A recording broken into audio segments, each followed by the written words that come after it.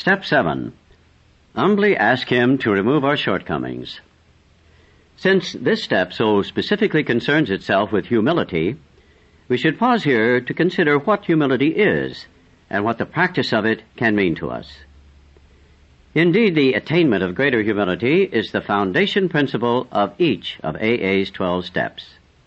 For without some degree of humility, no alcoholic can stay sober at all. Nearly all AAs have found, too, that unless they develop much more of this precious quality than may be required just for sobriety, they still haven't much chance of becoming truly happy. Without it, they cannot live to much useful purpose, or, in adversity, be able to summon the faith that can meet any emergency. Humility, as a word and as an ideal, has a very bad time of it in our world. Not only is the idea misunderstood, the word itself is often intensely disliked. Many people haven't even a nodding acquaintance with humility as a way of life. Much of the everyday talk we hear, and a great deal of what we read, highlights man's pride in his own achievements. With great intelligence, men of science have been forcing nature to disclose her secrets. The immense resources now being harnessed promise such a quantity of material blessings that many have come to believe that a man-made millennium lies just ahead. Poverty will disappear, and there will be such abundance that everybody can have all the security and personal satisfactions he desires. The theory seems to be that once everybody's primary instincts are satisfied, there won't be much left to quarrel about. The world will then turn happy and be free to concentrate on culture and character. Solely by their own intelligence and labor, men will have shaped their own destiny. Certainly no alcoholic, and surely no member of AA, wants to deprecate material achievement, nor do we enter into debate with the many who still so passionately cling to the belief that to satisfy our basic natural desires is the main object of life. But we are sure that no class of people in the world ever made a worse mess of trying to live by this formula than alcoholics.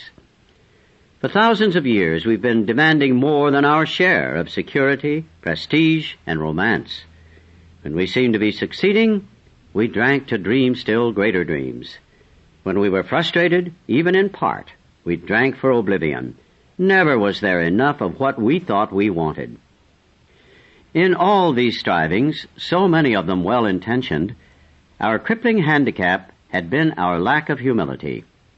We had lacked the perspective to see that character building and spiritual values had to come first, and that material satisfactions were not the purpose of living. Quite characteristically, we had gone all out in confusing the ends with the means. Instead of regarding the satisfaction of our material desires as the means by which we could live and function as human beings, we had taken these satisfactions to be the final end and aim of life. True, most of us thought good character was desirable, but obviously good character was something one needed to get on with the business of being self-satisfied. With a proper display of honesty and morality, we'd stand a better chance of getting what we really wanted. But whenever we had to choose between character and comfort, the character building was lost in the dust of our chase after what we thought was happiness. Seldom did we look at character building as something desirable in itself, something we would like to strive for, whether our instinctual needs were met or not. We never thought of making honesty, tolerance, and true love of man and God the daily basis of living. This lack of anchorage to any permanent values, this blindness to the true purpose of our lives, produced another bad result. For just so long as we were convinced that we could live exclusively by our own individual strength and intelligence, for just that long was a working faith in a higher power impossible. This was true even when we believed that God existed. We could actually have earnest religious beliefs which remained barren because we were still trying to play God ourselves. As long as we placed self-reliance first, a genuine reliance upon a higher power was out of the question. That basic ingredient of all humility, a desire to seek and do God's will, was missing. For us, the process of gaining a new perspective was unbelievably painful. It was only by repeated humiliations that we were forced to learn something about humility. It was only at the end of a long road, marked by successive defeats and humiliations and the final crushing of our self-sufficiency, that we began to feel humility as something more than a condition of groveling despair. Every newcomer in Alcoholics Anonymous is told, and soon realizes for himself, that his humble admission of powerlessness over alcohol is his first step toward liberation from its paralyzing grip. So it is that we first see humility as a necessity. But this is the barest beginning. To get completely away from our aversion to the idea of being humble, to gain a vision of humility as the avenue to true freedom of the human spirit, to be willing to work for humility as something to be desired for itself, takes most of us a long, long time. A whole lifetime geared to self-centeredness cannot be set in reverse all at once. Rebellion dogs our every step at first. When we have finally admitted without reservation that we are powerless over alcohol, we are apt to breathe a great sigh of relief, saying, "Well, thank God that's over. I'll never have to go through that again." Then we learn, often to our consternation, that this is only the first milestone on the new road we are walking.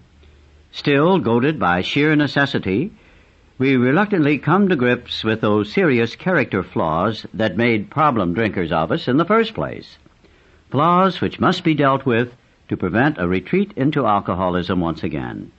We will want to be rid of some of these defects, but in some instances this will appear to be an impossible job from which we recoil. And we cling with a passionate persistence to others which are just as disturbing to our equilibrium because we still enjoy them too much. How can we possibly summon the resolution and the willingness to get rid of such overwhelming compulsions and desires? But again, we are driven on by the inescapable conclusion which we draw from AA experience that we surely must try with a will or else fall by the wayside.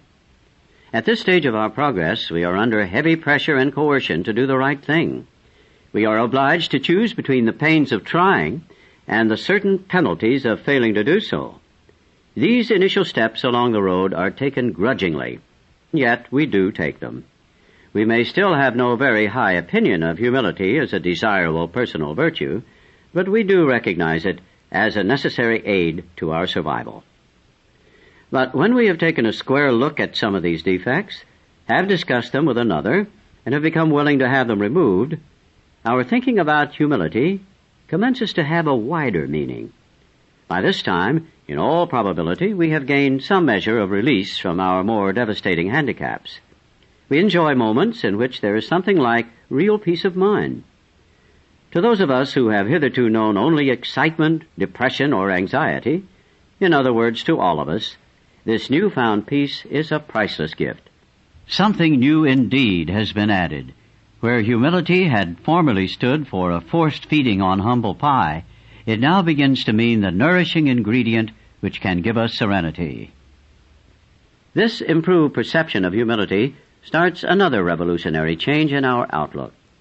Our eyes begin to open to the immense values which have come straight out of painful ego puncturing. Until now, our lives have been largely devoted to running from pain and problems. We fled from them as from a plague. We never wanted to deal with the fact of suffering. Escape via the bottle was always our solution. Character building through suffering might be all right for saints, but it certainly didn't appeal to us. Then in AA, we looked and listened. Everywhere we saw failure and misery transformed by humility into priceless assets. We heard story after story of how humility had brought strength out of weakness. In every case, pain had been the price of admission into a new life. But this admission price had purchased more than we expected. It brought a measure of humility, which we soon discovered to be a healer of pain. We began to fear pain less and desire humility more than ever. During this process of learning more about humility, the most profound result of all was the change in our attitude toward God. And this was true whether we had been believers or unbelievers. We began to get over the idea that the higher power was a sort of bush league pinch hitter, to be called upon only in an emergency. The notion that we would still live our own lives, God helping a little now and then, began to evaporate. Many of us who had thought ourselves religious awoke to the limitations of this attitude. Refusing to place God first, we had deprived ourselves of His help. But now the words, "Of myself I am nothing, the Father doeth the works," began to carry bright promise and meaning. We saw we needn't always be bludgeoned and beaten into humility. It could come quite as much from our voluntary reaching for it as it could from unremitting suffering.